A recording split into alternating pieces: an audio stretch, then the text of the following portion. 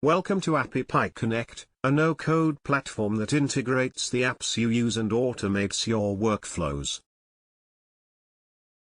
In this video we will integrate Google Sheets with Google Calendar to automate workflows between the two apps.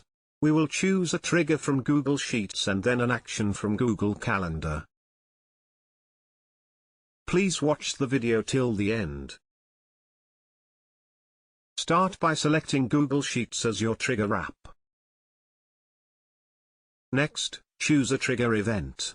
This is the trigger event that will initiate the flow in Connect.